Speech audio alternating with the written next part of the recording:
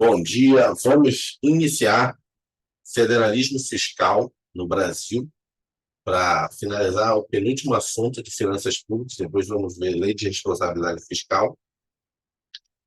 Vou compartilhar aqui a tela para começarmos a leitura. Deixa eu botar aqui. Estão vendo aí? Já estão vendo aí? Sim, Ok. estamos. Então, a gente vai ver hoje federalismo fiscal, imposto, desculpa, principais características do sistema tributário nacional, mecanismo de transferência de renda, redistribuição das receitas após a Constituição de 1988, descentralização fiscal, fatores que influenciam o processo de descentralização fiscal, modelo de centralização das decisões políticas, modelo de descentralização das decisões políticas fiscais. E aí depois vai ter caderno de questões do TEC, né, e dica para utilizar os estudos. Se não vai fazer isso, vai ver novamente mais um material, que é a lei de responsabilidade fiscal, e depois fazemos exercícios e pulamos para a disciplina final, né, que é políticas públicas. Vamos fazer a leitura aqui. Federalismo fiscal no Brasil. Federalismo fiscal é um sistema de organização política e administrativa em que o poder de arrecadação e o controle dos gastos públicos são compartilhados entre diferentes níveis de governo de um país, como o governo federal, governos estaduais e municipais. Nesse sistema, cada ente federativo possui autonomia para arrecadar e gastar recursos de acordo com suas necessidades e competências. Um exemplo de federalismo fiscal no Brasil é a distribuição de competências para arrecadar impostos entre os diferentes níveis de governo. De acordo com a Constituição Federal, a União tem a competência para arrecadar o Imposto sobre Produtos Industrializados, IPI. Já os estados e municípios possuem a competência para arrecadar o Imposto sobre Circulação de Mercadorias e Serviços, ICMS, e o Imposto sobre Serviços, ISS, respectivamente. Ou seja, o federalismo fiscal é a distribuição que a gente tem de competências de instituir os tributos, e arrecadar esses tributos. Toda vez que você fala federalismo, você tem que lembrar de federação. Federalismo de alguma coisa, você tem que lembrar da federação, que é a distribuição das unidades, né, autônomas, as unidades da nossa federação. Hoje a gente sempre tem que lembrar dessa palavra, federalismo de terceiro grau. No Brasil, nós temos a característica de ter o federalismo de terceiro grau, que são os municípios. Federalismo de primeiro grau é uma união e uma descentralização administrativa caso autônoma. Federalismo de segundo grau seria o que a gente tem na maioria dos estados no mundo, que seriam dos estados que eu falo, das nações.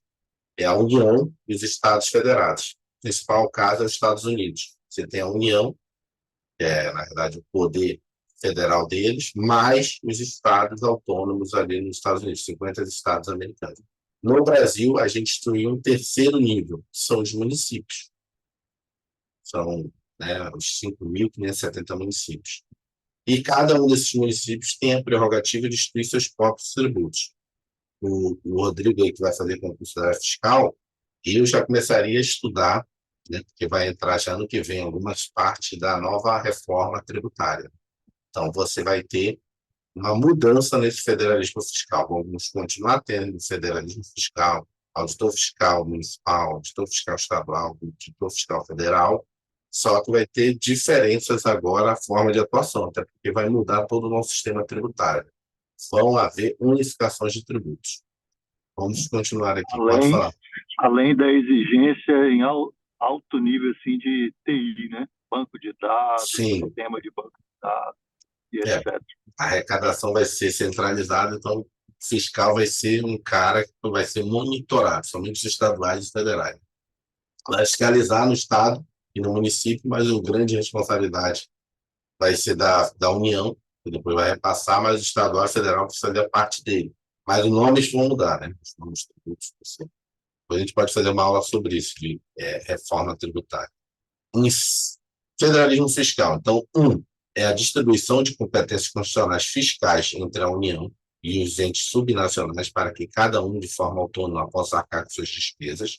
2, o objetivo é estudar na repartição fiscal e em competências entre as diferentes esferas de governo, visando melhor alocação, eficiência de arrecadação de recursos e a melhor oferta de serviços públicos à população. 3, seu foco de análise é a forma como uma federação se organiza entre seus entes federados. para melhor arrecadação de recursos, visando assim prover melhor a oferta de seus bens demandados pela população. 4. Procura estabelecer parâmetros de racionalidade e eficiência econômica que orientem os ajustes na organização das federações, à medida que o processo político permita tais alterações. Vamos lá, não confunda federalismo e federalismo fiscal. Primeiro, federalismo é o modo de organização política de um país que possibilita o exercício do poder em grandes territórios, geralmente diversidade cultural, econômica e social, mediante a divisão administrativa dos governos em diferentes níveis, União, Estados e municípios. Federalismo fiscal é o modo de organização política de um país que possibilita o exercício do poder de arrecadação e controle de gastos públicos em grandes territórios, mediante a divisão administrativa dos governos em diferentes níveis, União, Estados e municípios. O que a gente acrescentou nesse federalismo fiscal? Acrescentou a possibilidade de arrecadação e controle de gastos públicos. Então, o federalismo é a divisão do poder em várias subunidades, estados e municípios.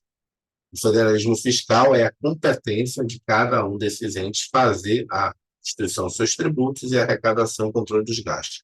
O federalismo é a forma de organização do Estado, país em que os entes federados são dotados de autonomia administrativa, política, tributária e financeira, e se aliam na criação de um governo central por meio de um pacto federativo. O federalismo fiscal é a forma de organização do Estado, país em que os entes federados são dotados de autonomia para legislar e arrecadar impostos para financiar suas atividades. Cada ente federativo possui sua própria receita tributária. Então, cada ente possui seus próprios tributos, né? Sua competência tributária que a gente chama. E o federalismo está relacionado à divisão do poder político entre diferentes entes, União, Estados e municípios. Está relacionado à divisão dos recursos e responsabilidades financeiras entre diferentes entes, União, Estados e municípios. O que é o imposto único? Inclusive, é vamos dizer assim, uma grande inovação que vamos ter no Brasil a partir da reforma da tributária. A partir de 2024, ela vai ser gradual, a partir de 2024 não, a partir de 2025, 26, 27, até chegar em 2030, toda a modificação do nosso sistema tributário é a questão de unificação dos tributos. A gente não vai ter só um tributo no Brasil, a gente vai ter para determinado segmento um tributo que vai ser não só na União, mas no Estado e no município, mesmo nome, na arrecadação única. Hoje a gente tem uma sobreposição de vários tributos com a mesma, às vezes, mesma base de cálculo.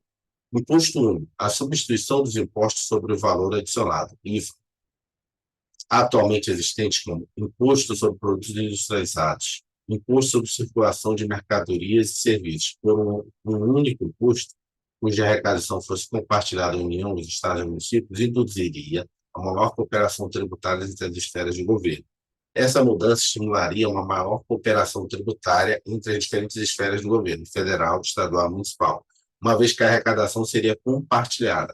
A arrecadação dos impostos mencionados, feita de forma separada para cada esfera de governo, acaba criando uma competição tributária entre eles. Com a arrecadação compartilhada, haveria um maior incentivo para uma coordenação entre União, Estados e municípios na definição e aplicação de políticas fiscais. Essa maior cooperação entre as esferas de governo poderia trazer benefícios, como a redução de conflitos entre a União, Estados e municípios sobre questões fiscais, a simplificação do sistema tributário e a eliminação de distorções econômicas existentes. No entanto, essa proposta também exige um amplo debate e negociação entre as partes envolvidas para garantir que o modelo adotado seja justo e eficiente para todos. Isso aí já ocorreu.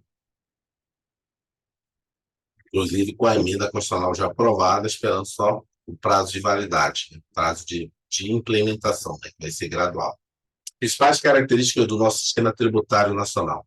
Hoje, atual, lembrando que tem uma reforma aprovada, em tese, a gente não sabe, mas vai ser modificado a longo prazo, inclusive atacando essas características aqui, né? São algumas deficiências do nosso sistema tributário.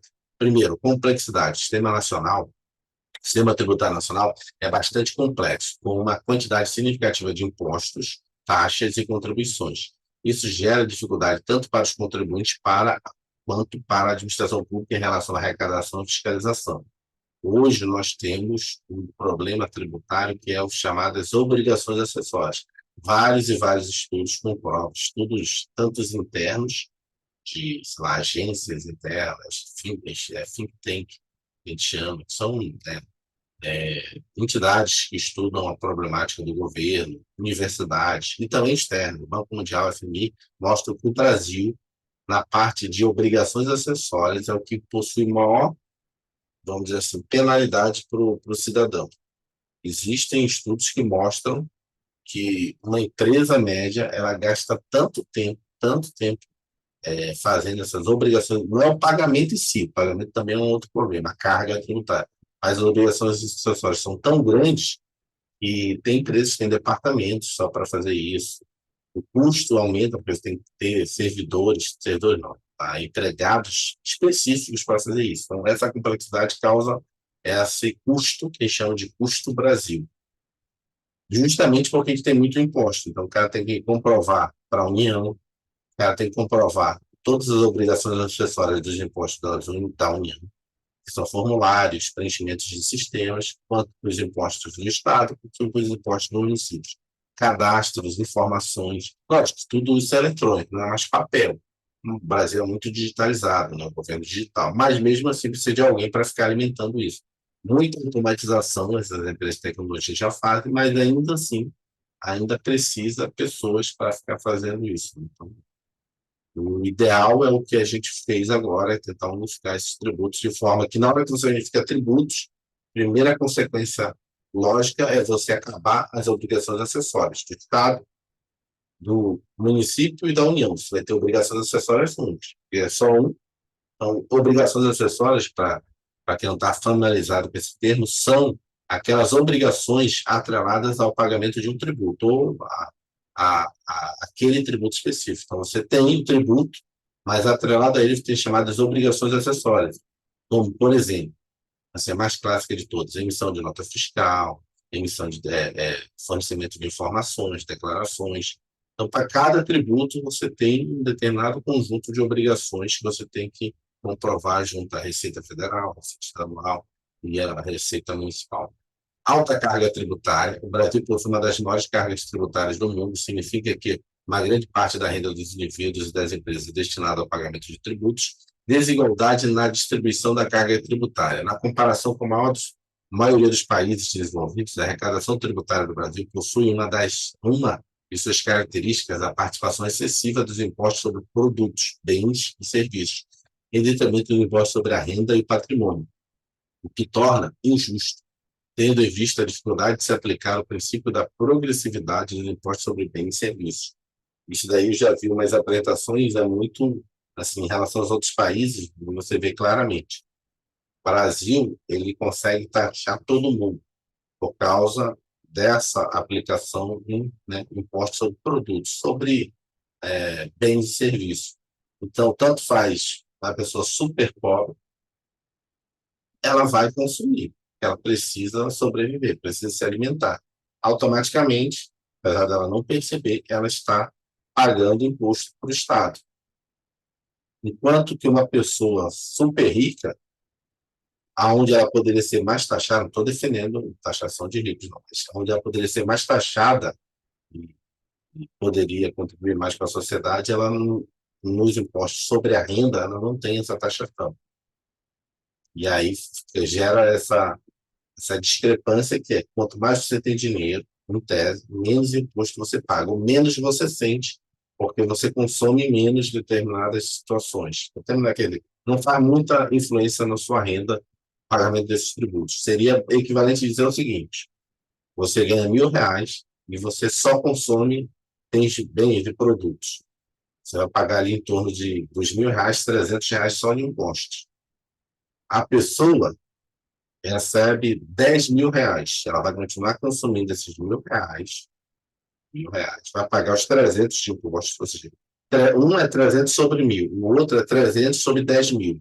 Os outros 9.000, ele não vai pagar imposto, porque são coisas que a renda, sobre a renda dele, não tem tanta, ele não tem muita efetividade. Lógico que, de novo, essa reforma da Previdência vem tentar corrigir isso. Então, o imposto sobre a renda vai começar a ser mais efetivo. Então, por exemplo, só uma questão que assim, já está surgindo aí. Agora, vai haver pagamento de PVA sobre barcos, aeronaves. Ou seja, se você tinha um carrinho, um carro, né? Tinha um carro comum, você pagava PVA. Só que a pessoa que tinha um carro, ela pagava PVA, mas ela tinha um carro, ela tinha a aeronave dela, ela tinha o barco dela. Sobre essa excesso aí, ela não pagava nada. O Estado tentava, em alguns casos, já teve casos que eles tentaram instituir. Chegava no Supremo, chegava no STJ, derrubava. Porque não tem crime. A nossa Constituição não tinha, nem no Código Tributário tinha. Então, a pessoa não vai diminuir pessoas que, sei lá, quererem ter barcos, aeronaves. Eu acho que a pessoa que tem um alto nível não vai se preocupar com esse custo. Mas era uma renda que deixava de vir para o Estado, que agora vai vir. Atenção, no Brasil, a Constituição Federal vigente define claramente a atribuição das competências tributárias e a repartição das receitas em cada esfera de governo, e, portanto, não há possibilidade de sobreposição de competências. Ou seja, é definido cada um dos impostos. São impostos da União. Vai estar lá taxativamente na Constituição Federal. São impostos da União. Imposto de importação, imposto de importação, exportação, imposto sobre produtos industrializados, imposto sobre propriedade territorial urbana, imposto, qual é o próximo? Estado e município, cada um tem 3. O município é IPTU, ISS e TCMD. É isso? Estado, IPVA, ITBI e ICMS, já falei, são 3 de cada. A União que tem mais impostos, tem 8 ou 6. Entre 6 e 8, e vamos lá de novo, para eu relembrar. Município, IPTU, ITCMD e ISS. Estado, ICMS, IPVA, ITBI, ITBI e ICMS. São 3. O Estado e o município tem 3. A União pegou todo o resto para ela. Então, a União já era grande arrecadadora. Mecanismos de transferência de renda. Essa parte aqui eu me esqueci de falar. Tem um quadrinho, posso mandar depois para vocês, que é essa repartição de receitas. E existem vários impostos da União e um percentual deles vai para o Estado e vai para o município. Isso também cai muito em prova. Não sei se eventualmente poderia cair para vocês nessa parte federal e fiscal. Está na Constituição, que é chamada, tem um capítulo chamado Repartição de Receitas. Nesse capítulo, se você for ler, cara, é um desastre. Você não consegue pegar o que está escrito ali. Tem pessoas que conseguem fazer um quadrinho bem esquematizado, cara, fica muito claro. X, e na hora que você lá lê os percentuais na Constituição, você não consegue entender. É tantos por cento do percentual daquilo que vai do percentual daquilo para o município. Tipo assim, 15% do 25% que o Estado tem sobre o imposto da União. Você não consegue fixar aquilo aí. Não é nem a questão matemática ali envolvida, mas é fixar. Aí, e quando ele cobra, ele não cobra dessa forma. Ele cobra o percentual líquido que o município vai receber, o percentual líquido que o Estado vai receber. Então, pessoas já pegaram, botaram no quadro, depois eu mando lá no grupo, de forma que você olha assim e diz, IOF, Imposto sobre Operações Financeiras, tanto vai para o Estado, tanto vai para o município. IPI, quanto é que vai para o Estado e quanto é que vai para o município? Porque o IPI, apesar de ser da União, tem um percentual que vai para o Estado e para o município. Isso cai muito em prova, somente na área fiscal. Né? E principalmente quando cai direito tributário. É uma coisinha chata, mas é uma coisa que tem que ler na véspera ali, o percentual. A estrutura, mecanismo de transferência de renda. A estrutura governamental brasileira se divide em União, Estado, União, Distrito Federal, Estados e municípios, cada qual com a capacidade de autolegislação, autorregulação e autoarrecadação. Em outras palavras, cada um desses níveis possui a capacidade de criar leis, regulamentações e arrecadar recursos financeiros de forma independente, ou seja, com autonomia em relação aos outros níveis de governo. Contudo, o Pacto Federativo, após a reforma fiscal de 1995, parte das receitas geradas pelos estados são centralizadas na União, que mantém a prerrogativa de formular políticas, fiscalizar a sua implementação e redistribuí-las diretamente aos municípios, para que sejam aplicadas em políticas universalistas. O que são políticas universalistas? São políticas que visam beneficiar toda a população, independentemente de sua localização geográfica ou condição socioeconômica. Por esse motivo, dizemos que são políticas universais e universalistas. Nesse mecanismo de transferência de renda, repartição das receitas públicas, parte das receitas obtidas pelos estados brasileiros é centralizada na União, que é o governo federal. A União é responsável por formular políticas públicas, fiscalizar a implementação dessas políticas e redistribuir os recursos diretamente aos municípios.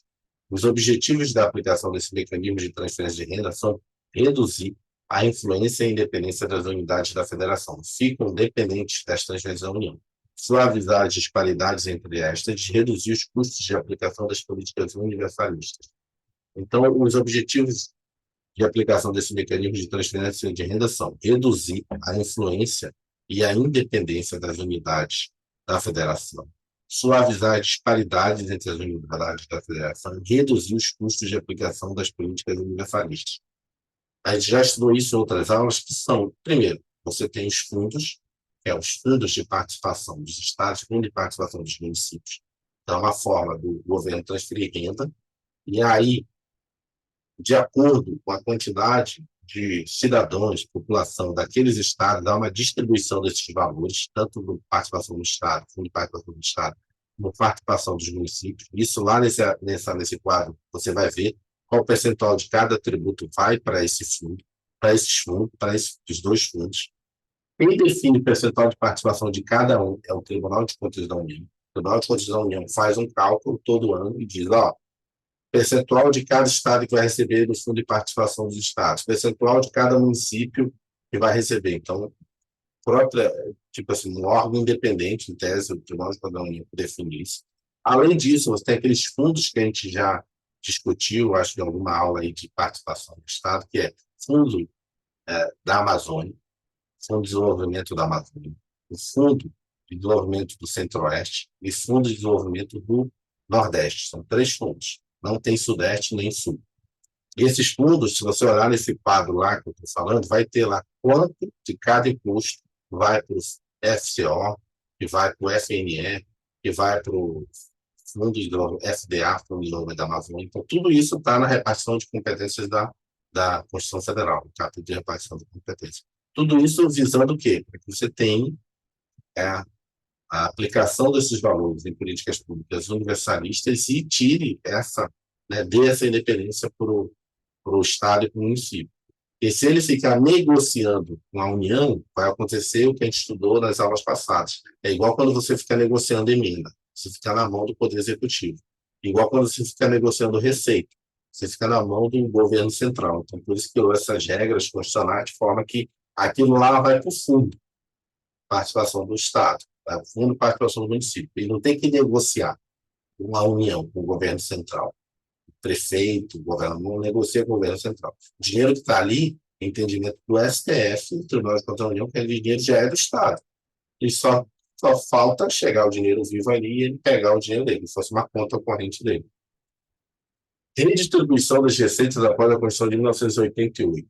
A União perdeu recursos com a promulgação da Constituição Federal de 1988, sendo que as demais esferas ampliaram suas receitas, principalmente por meio do aumento de transferências tributárias. Para fazer frente a esse desajuste fiscal, nos anos seguintes, a União tomou como medida a criação de novos tributos cuja receita não estaria vinculada aos estados e municípios. Um exemplo disso, um exemplo do novo tributo criado pela União após a Constituição de 1988 é a contribuição para o financiamento da Seguridade Social, COFINS. A COFINS é um tributo federal que coincide sobre o faturamento das empresas e tem como objetivo financiar a Seguridade Social, Previdência, Assistência Social e Saúde. A receita arrecadada por COFINS não é transferida para os estados e municípios. Então, como é uma contribuição que incide sobre o faturamento das empresas, qual é o outro imposto que incide sobre o faturamento das empresas? O imposto de renda. O imposto de renda é pessoa jurídica. Só que uma parte do imposto de renda, a pessoa jurídica, vai para onde? Para os estados e municípios. E aí a União fez um outro tributo que incide. Não adianta ir no Supremo Tribunal Federal, no STJ, que isso também já foi até lá, entendeu? Mas é biotributação? Não. Não é. Mas incide sobre a mesma base de cálculo? Não é. Vai continuar pagando a COFINS, vai continuar pagando imposto de renda sobre o lucro líquido. mas a parte do imposto de renda vai para os estados e municípios, uma parte fica com a União, e a COFINS é só da União. Após a Constituição Federal de 88, houve uma mudança significativa na composição dos impostos entre as esferas governamentais do Brasil. Antes dessa mudança, a maior parte da receita dos impostos ficava a cargo do governo federal. No entanto, com a Constituição Federal de 1988, os governos estaduais e municipais passaram a ter mais autonomia na arrecadação tributária, que resultou na descentralização dos impostos. Nesse sentido, podemos afirmar que a qualidade do sistema tributário diminuiu após a Constituição Federal de 1988, em virtude da mudança da composição tributária entre as esferas de governo e da criação de novos tributos pela União, que acabou a aumentar a carga tributária total e, consequentemente, afetou a economia dos indivíduos. Após a CF, a qualidade do sistema tributário diminuiu. Presta atenção nisso, provavelmente deve ser questão de prova que já concluí. Descentralização fiscal. A descentralização fiscal refere-se ao processo de transferência de responsabilidades financeiras e de gestão orçamentária do governo central para os governos regionais, estados ou locais, municípios. Isso implica na transferência de recursos financeiros e autoridade para tomar decisões fiscais, como arrecadar impostos e administrar gastos públicos para entidades subnacionais. Um exemplo de descentralização fiscal no Brasil é o repasse de recursos financeiros para governos subnacionais, estados e municípios, que são responsáveis por administrar e fornecer serviços públicos para a sua população. Essa descentralização permite uma maior participação dos entes subnacionais na gestão dos recursos públicos e na adequação dos serviços e das necessidades locais. Fatores que influenciam o processo de descentralização fiscal. O processo de descentralização fiscal pode ocorrer por fatores geográficos, econômicos, culturais e políticos institucionais. Só voltando aqui aos fundos de participações. Existem estudos que mostram que tem municípios no Brasil, se eles não tivessem esses recursos de participação nos fundos, eles simplesmente seriam inviáveis. Ou seja, os impostos que esses próprios entes arrecadam não sustentariam o próprio ente. Seria dizer o seguinte: os 3 tributos que o município tem para arrecadar, IPTU, ITCMD, e o IPTU, ITCMD e o ISS. Esses 3 tributos, que é responsabilidade do Estado, seria para fazer as políticas públicas municipais, manter a Câmara dos Vereadores, manter a Prefeitura, manter as, sei lá, unidades de saúde municipais, manter os colégios municipais, as questões locais. Esses 3 tributos não, na maioria, assim, se você ver a lista é gigante, a maioria dos municípios não daria condições. Então, na verdade, essa descentralização, né, de recursos é que faz com que alguns municípios sejam viáveis, né, se mantêm. A maioria dos municípios hoje não se mantém. Se você tirar a participação deles nos fundos, eles são deficitários. Eles não conseguem arrecadar IPTU, ITCMD e ISS suficiente para se bancar. O básico. Imagine fazer sei lá, um asfalto, fazer, sei lá, as questões, né? Manter uma guarda municipal pequena, essas coisas todas. Água, luz, telefone da prefeitura, enfim. Por isso tem algumas críticas até no sentido de reverter muitos municípios. Existiu um movimento na década de 90, início da década de 2000, de criar municípios. Então, se criou muito. Hoje, eles criaram barreiras para você não criar municípios. E você passa no Brasil, vários municípios que eram vilas se tornaram municípios. Você tem Câmara dos Vereadores, tem Prefeitura, mas tudo por quê? Porque existia vamos dizer assim, uma forma na Constituição de criar municípios que era muito fácil. Então, se reunia ali uma vila, um vilarejo, alguma coisa, criava um município. Hoje em dia é muito mais complicado. Precisa de várias leis, legislação complementar, legislação nacional, votação dos envolvidos. Eu me lembro que, na época, até a Barra da Tijuca queria virar prefeitura, virar o município dentro do Rio de Janeiro. Que era tão fácil que a Barra da Tijuca queria virar, na época, o município. Vamos lá.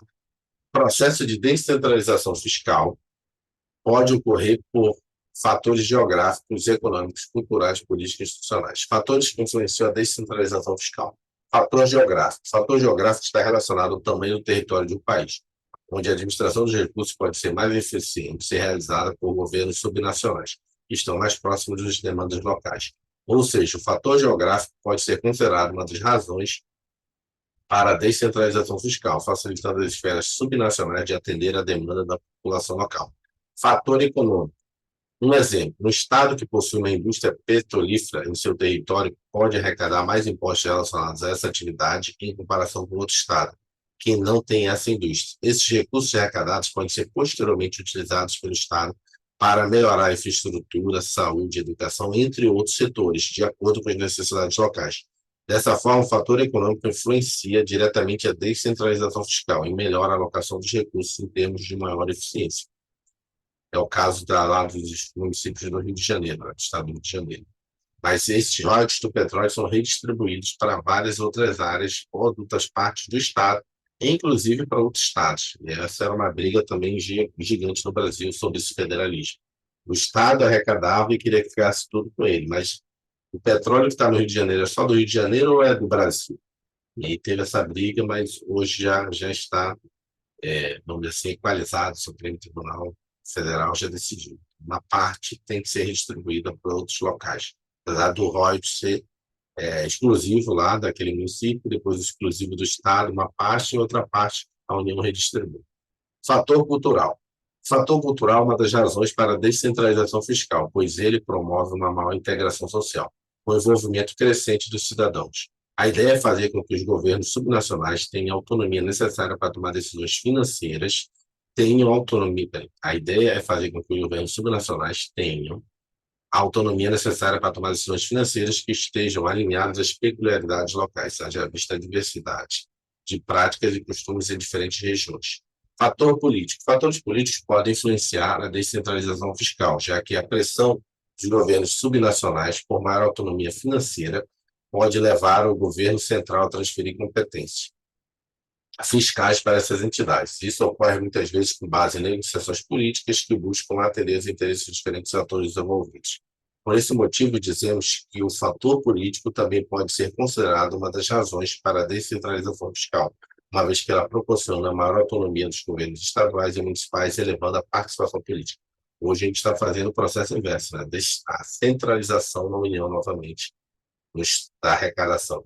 Fator institucional refere-se à estrutura legal e administrativa do país, incluindo a capacidade de governos subnacionais, estados e municípios, de arrecadar e gerir recursos de forma eficiente. Para isso, será necessário reduzir os recursos fiscais da esfera federal e aumentar os governos subnacionais. Nesse caso, o fator institucional influencia a descentralização fiscal, pois reduz o poder fiscal na esfera federal e fortalece as instituições democráticas. É o caso que, de novo, está fazendo o inverso. Modelo de centralização das decisões políticas fiscais, que é o processo que está passando pela reforma da Previdência, da reforma fiscal, desculpa, a Previdência já foi. Modelo de centralização das decisões, também conhecido como modelo de principal agente, é caracterizado pela concentração do poder de decisão nas mãos do governo federal. Nesse modelo, o governo central é o responsável por definir as políticas fiscais e financeiras, bem como pela alocação dos recursos públicos em diferentes áreas e regiões do país. O governo federal possui maior autonomia e capacidade de controle sobre as finanças públicas e pode direcionar os recursos de acordo com as suas prioridades. Modelo de descentralização das decisões fiscais, das decisões políticas fiscais. O modelo de aquele que a gente leu aqui, é um modelo de centralização, ou seja, o poder central ele tem mais poder para definir para onde vai os tributos da arrecadação. Aqui é o de descentralização. O modelo de descentralização das decisões, também conhecido como modelo de eleição pública local, é baseado na descentralização das decisões em que as políticas fiscais e financeiras são definidas pelos governos locais, como prefeituras e governos estaduais. Nesse modelo, as decisões são tomadas de forma mais próxima da população, permitindo uma maior participação e influência direta nas políticas públicas. Os governos locais têm maior autonomia para alocar os recursos e podem responder de forma mais ágil às demandas específicas de cada região. Essa autonomia aumenta a responsabilidade fiscal do governo local, devido à capacidade de seus eleitores de premiá-lo ou puni-lo, via eleição do sucessor ou reeleição. Então, nós temos um modelo de centralização, na qual a União tem mais autonomia, ou seja, define para onde vai os tributos, de descentralização. Hoje, a gente está no modelo de descentralização. Os estados e os municípios têm muito mais autonomia. A reforma da Previdência, a reforma fiscal, tributária que nós fizemos agora, vem no sentido inverso, de fazer a centralização da arrecadação, Mas as decisões vão continuar com os estados e municípios. Mas a gente não sabe como isso vai funcionar, né? Vai ser paulatinamente. 2025 já vai iniciar, 2026. Marco final é 2030. 2030, todo o sistema tributário nosso vai ter se modificado. Modelo de eleição pública local. É baseado na descentralização das decisões. As políticas fiscais e financeiras são definidas pelos governos locais. As decisões são tomadas de forma mais próxima da população. Os governos locais têm maior autonomia para alocar os recursos, aumenta a responsabilidade fiscal do governo local. Vamos lá. Quadro comparativo. Modelo principal agente, na qual você tem a União e os estados. É o modelo mais de centralização. E o modelo de eleição pública local, onde você tem mais autonomia nos estados e municípios. Então, no modelo principal agente, é baseado na centralização das decisões, em que as políticas fiscais e financeiras são definidas pelo governo federal. No modelo de eleição pública local, ou seja, descentralizado, é baseado na descentralização das decisões, em que as políticas fiscais e financeiras são definidas pelos governos locais, como prefeituras e governos estaduais. Modelo principal agente, esse modelo diminui a responsabilidade fiscal do governo local, devido às decisões políticas fiscais e financeiras serem definidas pelo governo federal. No modelo de eleição local, esse modelo aumenta a responsabilidade fiscal do governo local devido à capacidade de seus eleitores de premiá-lo ou puni-lo, via eleição do sucessor ou da reeleição de quem está no poder. O modelo principal agente. Nesse modelo, existe um tipo de contrato, pacto federativo entre o governo central e os governos subnacionais, que recebe transferência do primeiro. Isso permite uma maior coordenação macroeconômica e o direcionamento dos recursos de acordo com as necessidades nacionais. No caso do modelo de eleição pública local, possibilita uma melhor adaptação das políticas às diferentes realidades regionais e às demandas da população local. Contudo, às vezes, o maior grau de autonomia dos governos subnacionais pode prejudicar a execução de alguns objetivos nacionais. Você tem municípios muito desenvolvidos, somente ali, vamos dizer, região sudeste, sul, e municípios subdesenvolvidos, aliás, super desenvolvidos, enquanto no Norte e Nordeste tem municípios subdesenvolvidos. Por quê? Porque não há, hoje, não há essa descentralização adequada.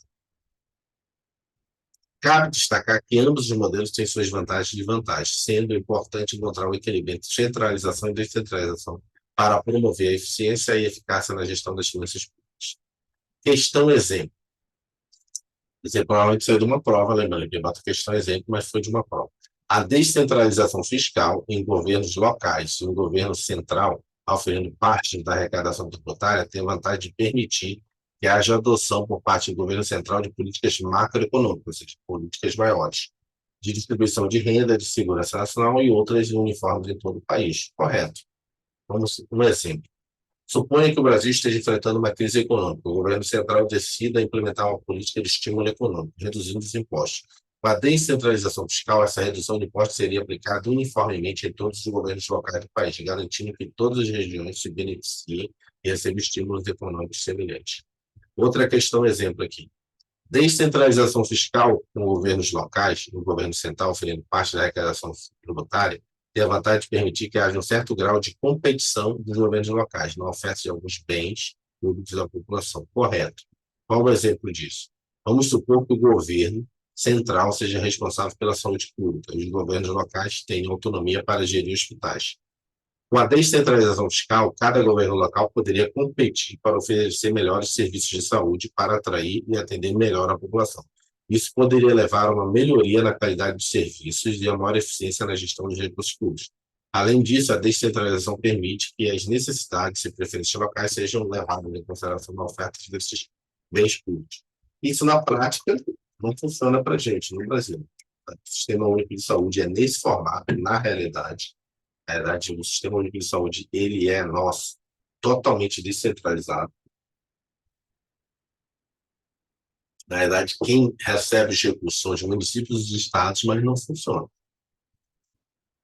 Inclusive, também no âmbito central não funciona, porque no nível, por exemplo, no estado do Rio de Janeiro, é o estado que possui mais unidades federais de saúde, são os hospitais federais. A maior quantidade no Rio de Janeiro também não funciona. Ali você não repassa para o Estado, a própria União que faz a gerência daqueles hospitais. Se você entrar aí na imprensa, provavelmente vai ver YouTube, vai ver como é as condições dos hospitais federais no Rio de Janeiro. Então, a gente está passando por uma crise de gestão. Mas, em tese, uma maior descentralização de recursos nacionais daria maior qualidade para as políticas públicas. Então, você teria que ter no Brasil melhor qualidade das políticas públicas de educação, que é o formato descentralizado, maior qualidade nas políticas públicas de saúde, que também é um formato descentralizado. Estão também instituído o formato descentralizado para a área de segurança. Também vai ter, não, nós já temos o Sistema Único de Segurança Pública. Então, no Brasil, é Sistema Único de Saúde e Sistema Único de Segurança Pública. Mas, na prática, de novo, você não vê essa característica de descentralização trazer maior qualidade para os serviços públicos locais. Questão, exemplo. Vai depender do contexto da questão. Se ele está perguntando teoricamente, isso é importante para a prova. Se o que a questão está perguntando, se é teoricamente, ok, isso traz maior qualidade. Mas está perguntando a questão prática no Brasil, se essa descentralização trouxe mais qualidade para a saúde, para a educação, para a segurança pública. Na prática não trouxe, mas na teoria isso deveria ter trazido maior autonomia e maior qualidade para os serviços públicos. Questão exemplo, a descentralização fiscal com governos locais e um governo central oferecendo parte da arrecadação tributária tem a vantagem de permitir que as regiões mais pobres passem a estabelecer tarifas alfandegárias para produtos de regiões desenvolvidas do país, levando em substituição a importação de produto local? Não, né? A descentralização fiscal, as regiões mais pobres passam a estabelecer tarifas alfandegárias para produtos de regiões desenvolvidas? Não. Isso aqui, primeiro, é proibido no Brasil. Você criar a diferença de impostos em virtude da origem do destino do produto. Então, você, quando institui um tributo local ou estadual, você não pode diferenciar. Se esse produto ou esse serviço vem de uma região, então ele vai ser taxado de um determinado valor, ou se vem de outra, é determinado valor. Não. É proibido, isso é norma constitucional, em que você institui o tributo e de onde ele vier, esse bem ou produto vai ser taxado. E para onde ele foi também vai ser taxado. A uma determinada base de cálculo, uma determinada alíquota. Não existe essa diferenciação por regiões, por unidade geográfica. Isso é inconstitucional, na verdade. Então, é incorreto afirmar que a descentralização fiscal permite que regiões mais pobres estabeleçam tarifas alfandegárias para produtos de regiões desenvolvidas, levando à substituição de importações e o desenvolvimento local. As tarifas alfandegárias são tributos sobre produtos importados, destinados a proteger a indústria local e aumentar a receita do governo. A competência para estabelecer tarifas alfandegárias exclusiva é do governo federal, União, não sendo possível que estados e municípios estabeleçam tarifas alfandegárias. Nesse caso, as regiões mais pobres não teriam poder para estabelecer tarifas alfandegárias, pois isso é uma responsabilidade do governo central. Além disso, a criação de tarifas alfandegárias para produtos de regiões desenvolvidas dificultaria as relações comerciais entre regiões do país. Isso poderia levar a um aumento dos preços para os consumidores e potencialmente prejudicar a economia nacional. Um outro quadro que é muito bom, eu vou procurar ele botar no grupo, é um quadro onde você tem, nesses casos, que tem essa influência de, eventualmente, o Estado ou o município desequilibrar o pacto federativo fiscal, é que quem define essas alíquotas é justamente o Senado Federal. Então, impostos que têm cobrança interestadual, por exemplo, o ICMS interestadual, quem define a alíquota é justamente o Senado. Por quê? Porque cada um Estado for definir a sua alíquota interestadual, você vai criar uma guerra fiscal. Então, o Estado define, o Senado que define essas alíquotas interestaduais. Então, se um produto sai de um Estado e vai para o outro, existe uma alíquota interestadual, e essa é definida pelo Senado Federal. Porque senão você vai começar a criar alíquotas diferentes e acaba que o Estado vai acabar, não vou importar por aqui, não vou mandar o produto por aqui, vou mandar por aqui, o cara vai comprar ali. Enfim, para não criar esse desequilíbrio. Outra questão, exemplo aqui, a descentralização fiscal em governos locais e no governo central, oferindo parte da arrecadação tributária, tem a vantagem de permitir que ao menos uma parte da arrecadação tributária reflita as preferências locais, regionais, locais, mas facilmente captadas pelos governantes locais. Correto. Esse é o objetivo de fazer uma descentralização fiscal. Mas, de novo, uma coisa é o que a gente está estudando aqui teoricamente, né? Na doutrina aqui. Outra coisa é o que ocorre na prática. Finalizando aqui, última página. Questão exemplo. A descentralização fiscal com governos locais e o governo central fazendo parte da arrecadação tributária, que é a vantagem de permitir que a população participe e fiscalize mais diretamente do uso dos recursos públicos locais. Na teoria, de novo, é isso aí. O objetivo de fazer a descentralização fiscal é que você tenha a maior participação da população. Mas a gente sabe que, em tese, a participação popular nessa fiscalização, na cobrança de orçamento, é muito baixa. Às vezes, até quando o município dá a possibilidade de você ter um orçamento participativo, a adesão é muito baixa. A gente viu a quantidade de informação técnica que é necessária para você participar de uma formulação de orçamento. Lógico que isso não é colocado no orçamento participativo. Dizer aquele, né, natureza da despesa, aquela coisa toda, aquela classificação orçamentária de receita e despesa, mas a maioria das pessoas está no seu dia a dia, não vai sair do seu trabalho para participar de um orçamento participativo. Normalmente, isso ocorre por meio de entidades da sociedade civil. Já tem as associações, as entidades de classe que vão lá e participam do orçamento e fazem o seu lobby. Mas o cidadão em si, assim, é muita. A gente coloca isso, lê isso, mas você vê na prática, pode ir num local onde tem uma reunião de orçamento participativo, dificilmente vai ter um cidadão mesmo lá. Vai ter lá são pessoas, representantes de entidades da sociedade civil, de associações, de sindicatos que vão participar do orçamento. E questões do TEC. Amanhã a gente vai ver lei de responsabilidade fiscal. Esse aqui é muito teórico, né? Bem etéreo, mas é o que está previsto no edital federalismo fiscal, então os principais conceitos estão aí. Na hora de resolver questões, a gente vai entender, vai ver onde é que estão as pegadinhas aí. Só interromper a gravação.